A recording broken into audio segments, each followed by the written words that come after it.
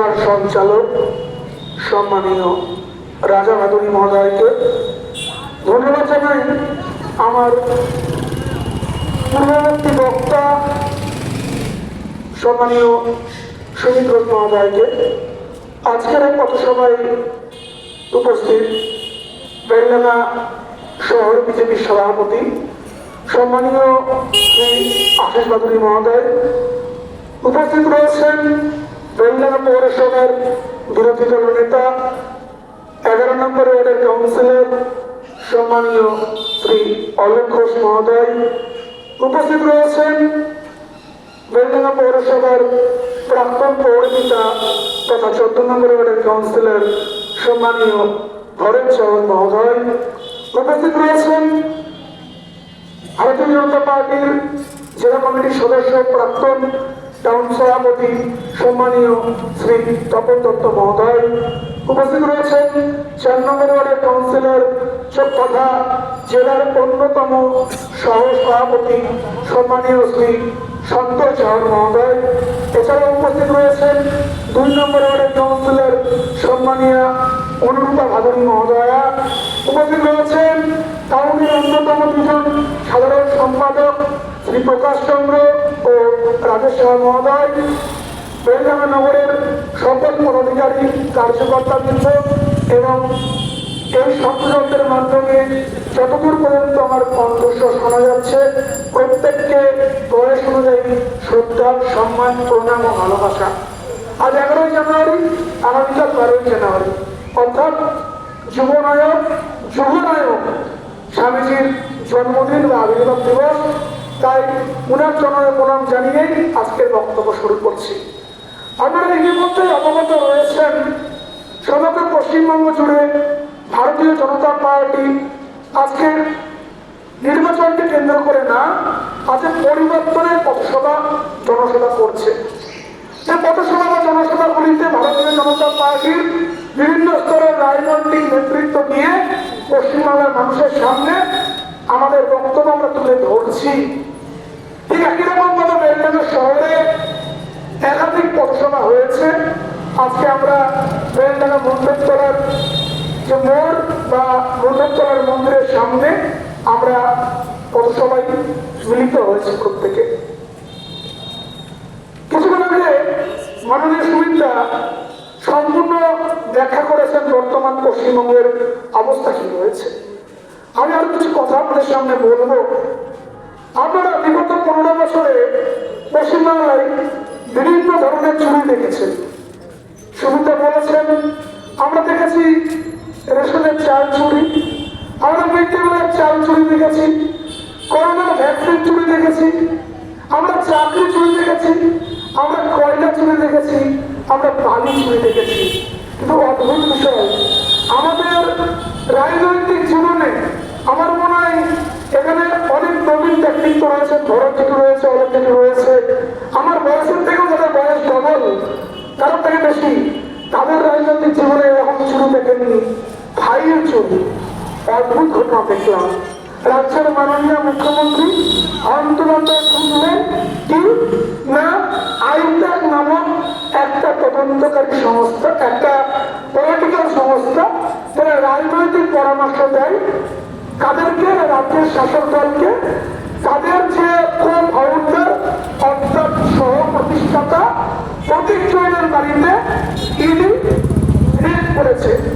শুধুমাত্র প্রতীক চৌধুরীর বাড়িতে রেড হয়েছে এমনটি নয়, গোটা ভারতবর্ষের 10টি জায়গায়, আমি যতদূর জানি দিল্লির 4টি জায়গায় আর কলকাতার 6টি জায়গায় রেড হয়েছিল। কি প্রতীক চৌধুরীর বাড়িতে রেড হলো? রাজ্যের মাননীয় মুখ্যমন্ত্রী ছুটলেন কি না, রাজনৈতিক প্রতিহিংসা করা হচ্ছে। মাননীয় মুখ্যমন্ত্রী বক্তব্য কি না, তার রাজনৈতিক দলের সমস্ত টাকা বিজেপি চুরি করে নিতে চাইছে, তাই ইডি থেকে রেড করেছে। তৃণমূলের যারা বন্ধু রয়েছেন, রাজ্যের মাননীয় মুখ্যমন্ত্রী দলের যারা কার্যকর্তা, তাদেরকে প্রশ্ন করছি, ইডি তদন্ত কিন্তু বিজেপি করাচ্ছে না, ইডি তদন্ত হচ্ছে কলকাতা হাইকোর্টের পর্যবেক্ষণে। কলকাতা হাইকোর্ট বলেছিল কয়লা মামলায় ইডি এবং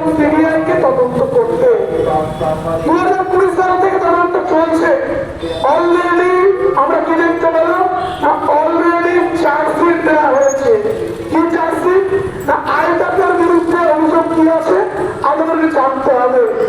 ইডি মামলায় অলরেডি 216 কোটি টাকা এই কয়লা মামলায় ইডি বাজেয়াপ্ত করেছে এবং ইডি অভিযোগ করছে কয়লা মামলায় যে টাকা কুড়াফুলের অভিযোগ হচ্ছে সেই টাকা হাওলার মাধ্যমে আইনে বিদেশে পাঠিয়ে সাজা করছে। কারো টাকাকে সাজা করছে, এর জন্য আমরা কি দেখতে পেলাম ইডি রেড করেছে। মাননীয় মুখ্যমন্ত্রী বলছেন উনি রাজনৈতিক দলকে বাঁচাতে উনি আইনের অফিসে যখন ইডি রেড করেছিল উনি গিয়েছিলেন। আমি মাননীয় মুখ্যমন্ত্রীকে প্রশ্ন করতে চাই, আইনটা যদি কেবলমাত্র একটা রাজনৈতিক পরামর্শদানকারী সংস্থা হয়, আমরা মিডিয়া দেখতে পেয়েছি আইনটাকে অফিস থেকে যে ফাইল উদ্ধার হয়েছে তার মধ্যে একটা লেখা কি 2022 সালের অর্থাৎ পশ্চিমবঙ্গ সরকারের যুব কল্যাণ দপ্তরের ফাইল। একটা রাজনৈতিক পরামর্শ দানকারী সংস্থার অফিসে আপনার সরকারের ফাইল কি করে পৌঁছালো? মাননীয় মুখ্যমন্ত্রী এই প্রশ্নের উত্তর আপনাকে দিতে হবে। যদি ধরে নিই আপনার কথা সত্যি যে আপনি রাজনৈতিক কর্মকাণ্ড করতে আইনটাকে অফিসে গিয়েছিলেন, তাহলে আপনাকে প্রশ্ন করতে চাই, তাহলে আপনি রাজ্যের মাননীয় মুখ্যমন্ত্রী হিসাবে আইনটাকে অফিসে যাননি, আপনি তৃণমূল কংগ্রেসের সভানেত্রী হিসাবে আইনটাকে অফিসে গিয়েছিলেন। আমাদের কোনো আপত্তি নাই, আপত্তি অন্য জায়গায়। আপনি যখন তৃণমূল কংগ্রেসের সভানেত্রী হিসাবে আইনটাকে অফিসে গিয়েছিলেন, আপনার সঙ্গে রাজ্যের মুখ্য সচিব কি করতে সচিবকে আইনটাকে অফিসে রেড চলাকালীন দিয়েছিল, এর উত্তর রাজ্যের মুখ্য সচিবকে দিতে হবে। আমরা বলতে চাই কিছুদিন পর সম্ভবত 17 জানুয়ারি বেলডাঙ্গা শহরে ভাইপো আসবে, 7 লাখি ভাইপো, 7 লাখ ভোটে পেতে ভাইপো। ভাইপোকে 2 থেকে 3টে প্রশ্ন করবেন। প্রথম প্রশ্ন, দেখবেন সবুজ সাথীর যে সাইকেল, নীল সাদা সাইকেল দেওয়া হয়, সেই সাইকেলের টেন্ডারটা কে পেয়েছিল? তার সঙ্গে ভাইপোর সম্পর্ক কি? রুজিলা নারুলাটা কে? রুজিলা নারুলার সঙ্গে মমতা বন্দ্যোপাধ্যায়ের পরিবারের সম্পর্কটা কি? পশ্চিমবঙ্গের মানুষ জানতে চাইছে। এবং মেনকা মন্দিরটাকে, মেনকা মন্দিরের সঙ্গে রুজিলা নারুলার সম্পর্ক কি? আর এই রুজিলা নারুলা আর মেনকা মন্দিরের সাথে কালীঘাটের ব্যানার্জি পরিবারের কি সম্পর্ক পশ্চিমবাংলার মানুষ জানতে চাইছে। মাননীয় মুখ্যমন্ত্রী বড় বড় কথা বলছেন, কয়লা পাথরের টাকা সুরেন্দ্র অধিকারী নিয়েছে, কয়লা পাথরের টাকা অমিত শাহ নিয়েছে, আপনি এই সমস্ত কথা বলছেন। মাননীয় মুখ্যমন্ত্রীকে বলতে চাই 2021 সালের পরবর্তী প্রেক্ষাপটে তখন কয়লা পাথরের মামলায় মেনকা মন্দিরের বিরুদ্ধে নোটিশ জারি হয়েছিল, দুবাইতে কার ব্যাগে মেনকা মন্দির ছিল, সেই সত্য কিন্তু সামনে আসবে। সামলাতে পারবেন তো? মাননীয় মুখ্যমন্ত্রীকে বলছি এখনো সময় আছে, নিজের প্রশাসনিক দায়িত্ব পালন করুন, নিজের প্রশাসনিক পদের সম্মান দেন। ভারতীয় জনতা পার্টির নেতৃত্বে বিজেপির যে সরকার চলছে আমরা কোনো হিংসায় বিশ্বাস করি না। সম্পূর্ণ তদন্ত হচ্ছে কোর্টের মনিটরিং, কোর্ট যা বলবে আগামী দিন তাই হবে। ঠিক একই রকম ভাবে বেলডাঙ্গাতেও একজন মাননীয় রয়েছেন। 2024 সালের 13 ডিসেম্বর, 13 মে, ঠিক কিছুক্ষণ আগে যখন তাই নির্বাচন শেষ হবে, আর দেখলাম জমিদারির স্কুলে বেলডাঙ্গার মাননীয় নিজের মধ্যে ঢুকে পড়লেন। আমার মাননীয়, আপনি বেলডাঙ্গা পৌরসভার প্রশাসনিক প্রধান, আপনার পদের মর্যাদা বুঝুন। সেদিনও আপনি আজকের মাননীয় মুখ্যমন্ত্রীর মতো অন্যায় করেছিলেন। আমি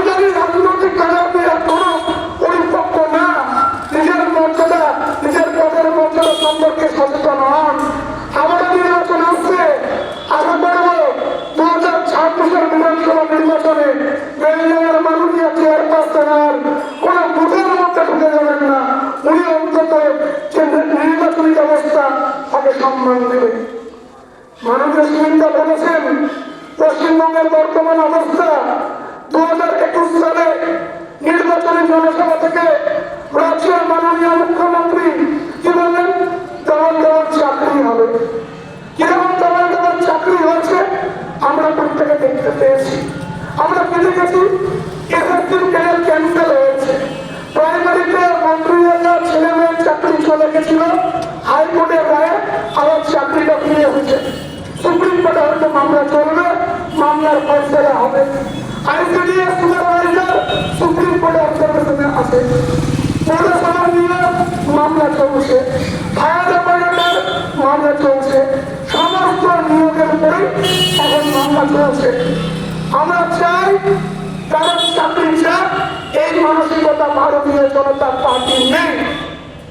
এই চাকরি দুর্নীতিকে কেন্দ্র করে আমাদের পার্টির স্ট্যান্ড পয়েন্ট কি, সর্বসমক্ষে ইতিমধ্যে আমাদের প্রাক্তন সভাপতি কেন্দ্রীয় মন্ত্রী ডাক্তার সুকান্ত মজুমদার মহোদয় ক্লিয়ার করেছেন। আমরা কি বলছি, আমরা বলছি যারা যোগ্যতার ভিত্তিতে চাকরি পেয়েছে, যারা নেতার ভিত্তিতে চাকরি পেয়েছে তাদের চাকরিটা থাকুক। আর যারা টাকা দিয়ে চাকরি পেয়েছে, সাদা খাতায় চাকরি পেয়েছে, পরীক্ষা না দিয়ে চাকরি পেয়েছে, টেস্ট ফেল করে চাকরি পেয়েছে, তাদের তালিকা প্রকাশিত হয়ে তাদের চাকরিটা চাক। আজকে চাকরি নিয়ে রেখে রাজ্য সরকার কোর্টে গিয়ে তালিকা দিতে পারছে না, কোনটা যোগ্য কোনটা অযোগ্য সেই পৃথিবী রাজ্য সরকার করছে না।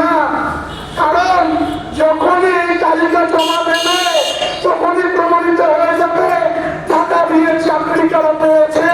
তখন যারা টাকা দিয়ে চাকরি পেয়েছে তারা তৃণমূল কংগ্রেসের ইঞ্চি থেকে কুস্তাইজের নেতাদের বাড়িতে গিয়ে টাকা ফেরতের জন্য আন্দোলন করবে। সেই রাজ্যের মাননীয় মুখ্যমন্ত্রী, এই রাজ্য সরকার সেই তালিকা জমা দিচ্ছে না। আমরা কি দেখতে পেলাম, গত 5 বছর ধরে এই পশ্চিম বাংলায় 6,888টি কলকারখানা বন্ধ হয়েছে। এই 7 দিন আগে কামারহাটি পৌরসভার অন্তর্গত প্রবর্তক নামক একটা কারখানা বন্ধ হয়ে গেল। এই গত 3 মাসের মধ্যে ব্যারাকপুর শিল্পাঞ্চলে 3টি কারখানা বন্ধ হয়ে গেল। এটা ঠিক কর্মসংস্থান নেই। এই ব্যবস্থার পরিবর্তনের কথা আমরা বলতে চাইছি। আজকে রাজ্যের মাননীয় মুখ্যমন্ত্রী বলছেন শিক্ষা ব্যবস্থা এগিয়ে গেছে, উন্নত শিক্ষা ব্যবস্থা, আধুনিক শিক্ষা ব্যবস্থা। এই যেখানে আমরা গবেষণা করছি পিছনে একটা স্কুল রয়েছে, হরিমন্ডি হাই স্কুল, বেলগাঁওতে অনেক হাই স্কুল রয়েছে। সেই হাই স্কুলের মাস্টারমশাই থেকে গিয়ে বিশেষত প্রধান শিক্ষক থেকে জিজ্ঞাসা করবেন, আমি যদি ভুল বলে থাকি, হাই স্কুল পরিচালনা করার জন্য একটা টাকা দেওয়া হয়, কম্পোজিট ফান্ড বলা হয়। কি বলা হয়? Composite fund. যে হাই স্কুলের ছাত্রছাত্রীর সংখ্যা 1000-এর বেশি তারা পায় বছরে 1 লক্ষ টাকা। যাদের ছাত্র সংখ্যা 250 থেকে 1000-এর মধ্যে তারা পায় 75,000 টাকা। আর যাদের ছাত্র সংখ্যা 250 নিচে তারা পায় 50,000 টাকা। এই কম্পোজিট ফান্ডের টাকা দিয়ে কি হয় না, স্কুলের ব্ল্যাকবোর্ড, চক, ডাস্টার, টেলিফোনের বিল, এই সমস্ত খরচ দেওয়া হয়। গত 1 বছর ধরে বেশিরভাগ হাই স্কুলকে রাজ্য সরকার এই কম্পোজিট ফান্ডের টাকা দিতে পারেনি। আর আমরা কি দেখেছি, এই মাননীয় মুখ্যমন্ত্রী শাসনকালে 15 বছরে 19,000 সরকারি স্কুল বন্ধ হয়ে গিয়েছে এবং গত 1 বছরে বন্ধ হয়েছে 8,200 প্রাইমারি এবং হাই স্কুল। এবং পর্যাপ্ত ছাত্র সংখ্যার অভাবে কত স্কুল দিকে দিকে বন্ধের দিকে, সেই সংখ্যাটা আমরা দেখে নেবেন। আমরা কি এই পরিবর্তন চেয়েছিলাম? আজকে আমরা প্রশ্ন করলাম না রাজ্যের মাননীয় মুখ্যমন্ত্রীকে, আজকে আমাদের মধ্যে যাদের ক্ষমতা রয়েছে আমরা টাকা দিয়ে বেসরকারি স্কুলে আমাদের ছেলে মেয়েদেরকে পড়াচ্ছি, যেখানে আমাদের শিক্ষা আমাদের একটা অধিকার। আর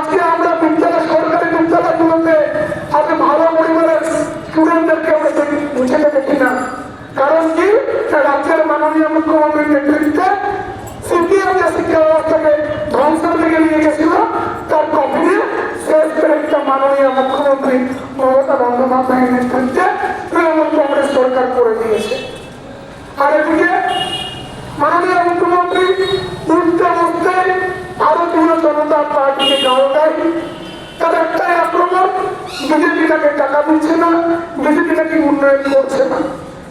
আমরা তখন দেখবেন 2024 লোকসভা নির্বাচন আমরা স্লোগান দিয়েছিলাম 400 আসন জিতবে নিয়ে।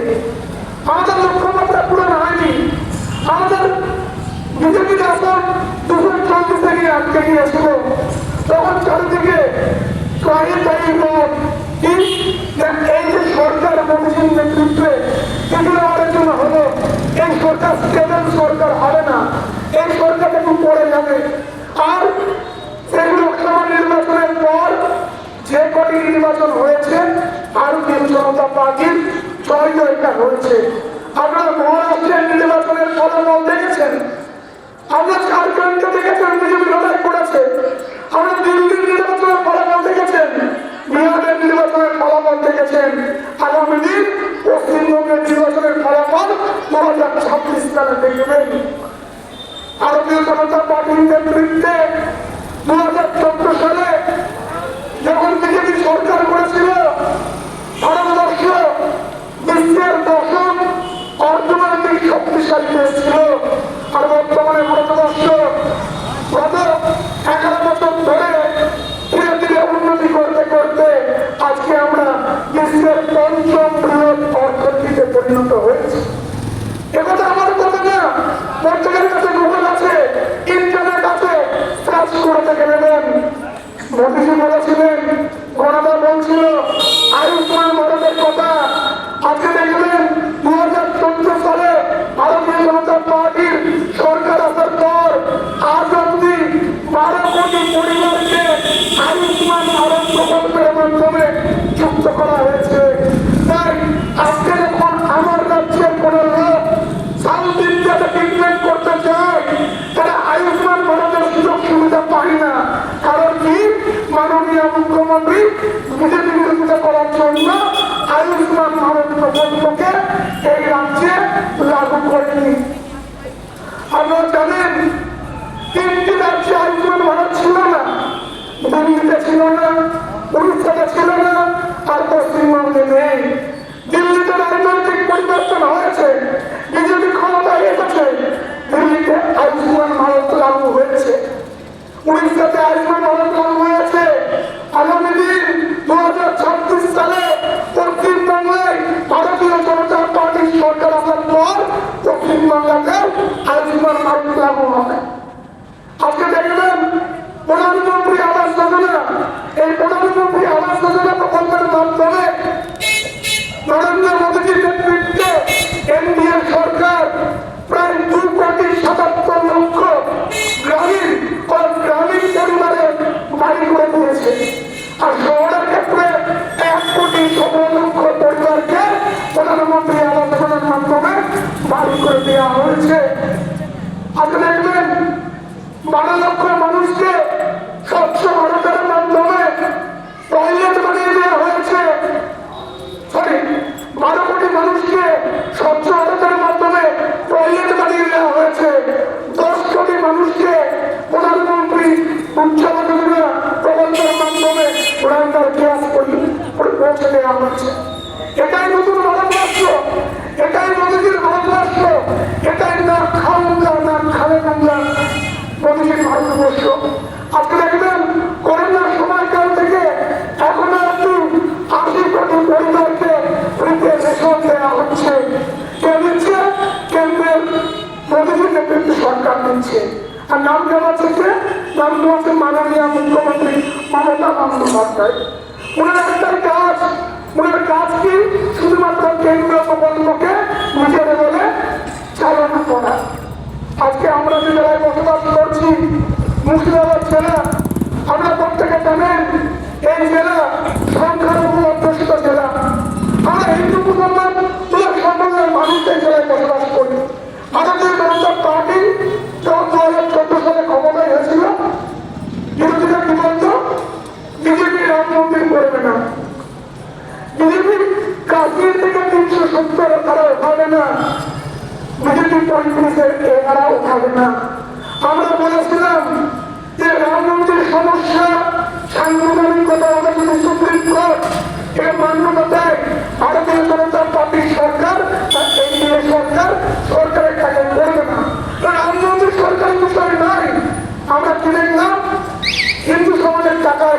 রাম মন্দির নির্মাণ হয়েছে। ভারতবর্ষের সরকার এটার কোনো অর্থনার করেনি। আমরা চাই সরকারি অর্থে হসপিটাল হবে, কলেজ হবে, স্কুল হবে। কিন্তু কি দেখলাম, মাননীয় মুখ্যমন্ত্রী সুমিত্রা বলছিল মুর্শিদাবাদ জেলার মেডিকেল কলেজের কথা। আমি মেডিকেল কলেজ যাবো না, আমি মেলবেলাতে দুটো হসপিটাল রয়েছে। হসপিটাল নাকি রেফার হসপিটাল আমি জানি না, কারণ এখানে গেলে আপনাকে তোমাকে দুটো ইঞ্জেকশন 1 ঘন্টা বসুন, যত কমলে বাড়ি যান, তত কমলে বহরমপুর যান।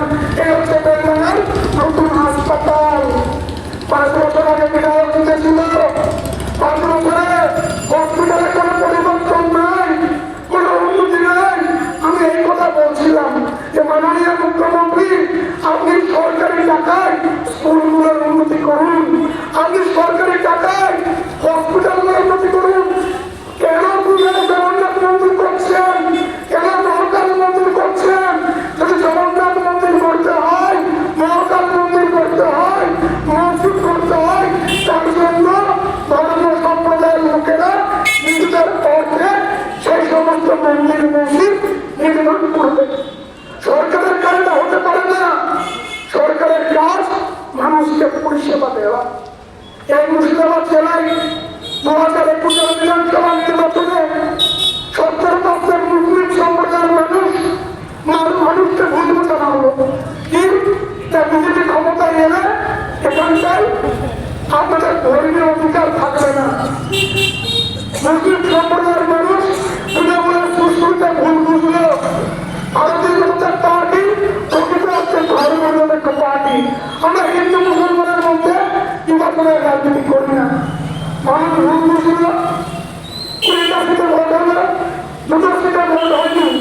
21 বিধানসভার সময় জঙ্গিপুরে ভোট হয়নি, শান্তারগঞ্জে ভোট হয়নি।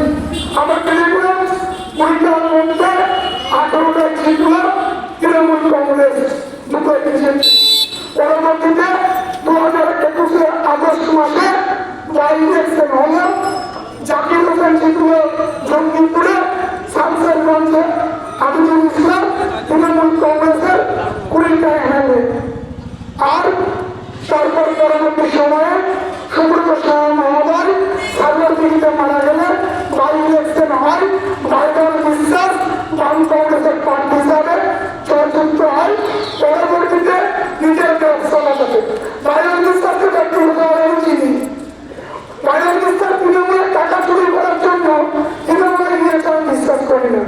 ভাইদার বিশ্বাস নিজের ব্যবসা বাঁচানোর জন্য তৃণমূলে গিয়েছিল, জোর করে নিয়ে গেছিল, ঘুরে তৃণমূলের আবার কেন্দ্র সংখ্যা কমে হলো। আমার কথাটা মিলিয়ে নেবেন। আমি 5 বছরের পশ্চিমবঙ্গ বিধানসভা বিরোধী পার্টির অফিসে আছি। আমি জানি, বুঝতে পারি। যেদিনকে এপ্রিল মাসে রেজাল্ট বেরোবে, দেখবেন এই মুর্শিদাবাদ জেলায় তৃণমূল কংগ্রেসের আসন সংখ্যাটা ঘুরতে ফিরে 5 থেকে 6-এর মতো থাকলে সেটি মিলিয়ে নেবেন। এবং তৃণমূল কংগ্রেসের কাছ থেকে সংখ্যালঘু সম্প্রদায় সরে গেছে। তার জন্য মমতা বন্দ্যোপাধ্যায় নতুন একটা প্ল্যানিং করেছে। কি প্ল্যানিং? উনি দেখছেন আমার কাছ থেকে সংখ্যালঘু সম্প্রদায় সরে যাচ্ছে। এই ভোটটা যদি সিপিএম কংগ্রেসে চলে যায়, তাহলে পাঞ্জাব, মুর্শিদাবাদ আর দিনাজপুরে তখন অসুবিধা হয়ে যাবে। গত বছর যখন বিধানসভা ভোট হলো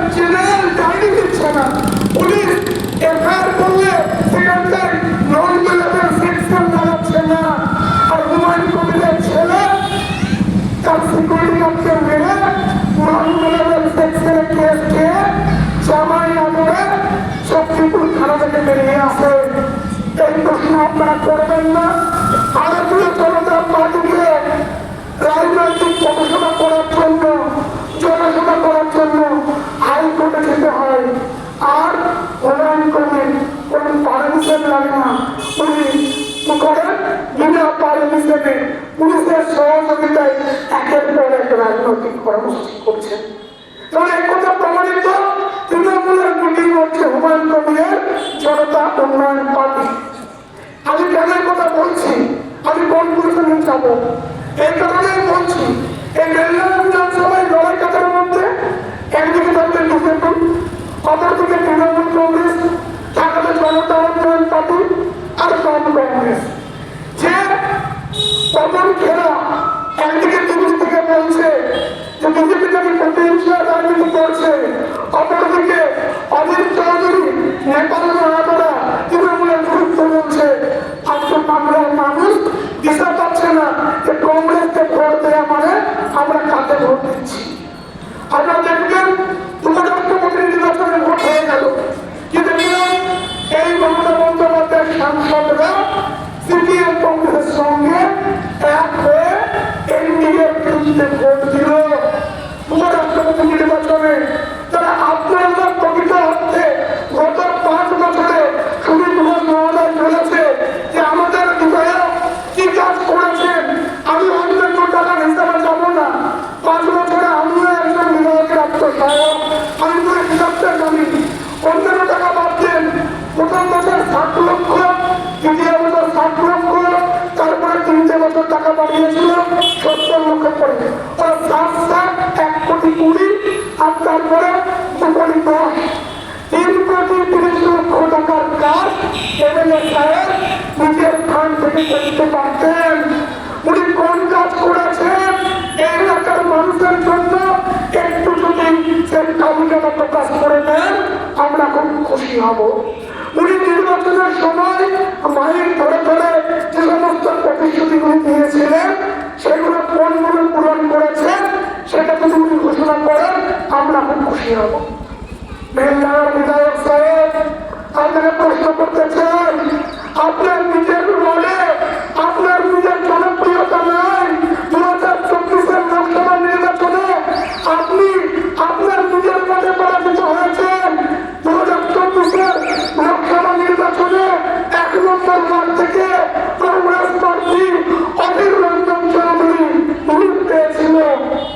আর বেলডাঙ্গা পৌরসভার মাননীয় চেয়ারপারসন ওনার বুথ নাম্বার 264 বর্তমান, আর একটা 275 দুটার বুথ মিলিয়ে বেলডাঙ্গার মাননীয় চেয়ারপারসনের ওয়ার্ডে ভারতীয় জনতা পার্টির প্রার্থী নির্মল সাহা 378 ভোটে লিড পেয়েছিল। আমাদের বেলডাঙ্গার সাধারণ মানুষের কাছে বেলডাঙ্গার বিধায়কের এবং বেলডাঙ্গার চেয়ারম্যানের কি গ্রহণযোগ্যতা তা 2024-এর লোকসভা নির্বাচনে প্রমাণ হয়ে গেছে। একটা কথা বলবো, অনেক সমস্যা রয়েছে, বক্তব্য দীর্ঘায়িত করবো না, 8 ঘন্টা হয়ে গেছে। বেলডাঙ্গার মেন সমস্যা 111 নম্বর রেলগেট। দীর্ঘদিন ধরে সেই 111 নম্বর রেলগেটের ফ্লাইওভার নির্মাণকে কেন্দ্র করে যে সংস্কার রাজনীতি বেলডাঙ্গার এমএলএ, রেজিনগরের এমএলএ, মুর্শিদাবাদের সাংসদ আর আমাদের পরিযায়ী সাংসদ ইউসুফ পাঠান করেছেন, সেই তথ্য সামনে আবার চলে এসেছে। আপনারা প্রত্যেকে জানেন সেপ্টেম্বর মাস আমার কাছে ডিএম অফিস থেকে সাংবাদিকরা প্রশ্ন করল যে বেলডাঙ্গার এমএলএ বলেছেন অক্টোবর মাস থেকে 111 নম্বর পাঁচলাওয়া রেলগেটের কাজ নাকি শুরু হয়ে যাবে, ফ্লাইওভার হবে। তাই নাকি দেখে কেমন শুরু হয়, আনন্দবাজার পেপারে খবর হলো মিটিং থেকে শুরু, মিটিংয়ে শুরু হচ্ছে তৎকালীন মেয়র প্রদেশমিত্র সাংসদ ইউসুফ পাঠান, এমএলএ হাসানুজ্জামান শেখ আর রেলের পক্ষ থেকে তৎকালীন এইএর অভিষেক দে। আমি চ্যালেঞ্জ করছি, আমি সঙ্গে সঙ্গে অভিষেক থেকে ফোন করলাম যে অভিষেক বাবু আপনি কি এরকম কোনো কথা বলেছেন যে প্রজেক্ট স্যাংশন না, সেই প্রজেক্টের কাজগুলি আগামী 1 মাসের মধ্যে থেকে শুরু হয়ে যাবে? অভিষেক বলুন না, আমি তো এরকম কোনো কথা বলিনি, এরকম কথা আলোচনা হয়নি। কেবলমাত্র সস্তা রাজনীতি করার জন্য বড়পুরের সাংসদ বেলডাঙ্গার বিধায়ক এই ঘোষণা করেছে এবং গত 5 তারিখ জানুয়ারি মাসে আবু তাহের খান রেলকে একটা চিঠি করেছিল। এই চিঠির উত্তরে রেল জানিয়ে দিয়েছে যে 111 নম্বর মাত্রা রেলগেটের ফাইবার কেবলমাত্র প্রোটোকল আকারে পড়ে রয়েছে, এখনো স্যাংশন হয়নি। যে বেলডাঙ্গার বিধায়ক এতদিন ধরে মানুষ যে ভাওতা দিল সেটা আমাদের প্রমাণিত হয়ে গেল। তাই বেলডাঙ্গার মানুষকে বলবো এই ভাওতাদার বিধায়ককে একটু মাত্র ভোট দেবেন না। কেন্দ্রে ভারতীয় জনতা পার্টির শক্তিশালী সরকার রয়েছে, 20টা রাজ্য বিজেপি সরকার রয়েছে। এবার আপনাদেরকে ঠিক করতে হবে আপনারা কি করবেন। আমরা মিলিয়ে নেবেন উত্তরবঙ্গ বিজেপি, রাজবঙ্গ বিজেপি, চন্দ্রমোহন বিজেপি আর কলকাতা, উত্তর চব্বিশ পরগনা, হাওড়া, হুগলি একটু যদি ধরা দিতে পারি 2026 সালে ভারতীয় জনতা পার্টির সরকার পশ্চিমবঙ্গে নিশ্চিত হবে এবং পরবর্তী মুখ্যমন্ত্রী ভারতীয় জনতা পার্টি হতে হবে। তাই আপনারা কোন দলকে নির্বাচিত করবেন সেটা আপনাদের বিষয়, আপনাদের গণতান্ত্রিক অধিকার। আমি মাথায় রাখবেন কেন্দ্রে বিজেপি সরকার, রাজ্যে যদি বিজেপি সরকার আছে একটু পর 5 বছরের জন্য মন্দির মসজিদ এই নির্বাচন থেকে বেরিয়ে আসুন। কেবলমাত্র বেঙ্গলের উন্নয়নের স্বার্থে নরেন্দ্র মোদীর সবকা সাথ সবকা বিকাশ এই মন্ত্রকে সামনে রেখে ভারতীয় জনতা পার্টির কেন্দ্রকে জয়যুক্ত করেন, যাতে করে আগামী দিন ভারত সরকারের কোন জায়গা লেন মাফিয়ারা, জমি মাফিয়ারা রেকর্ড করে বিক্রি করতে না পারে। আজকের গবেষণা থেকে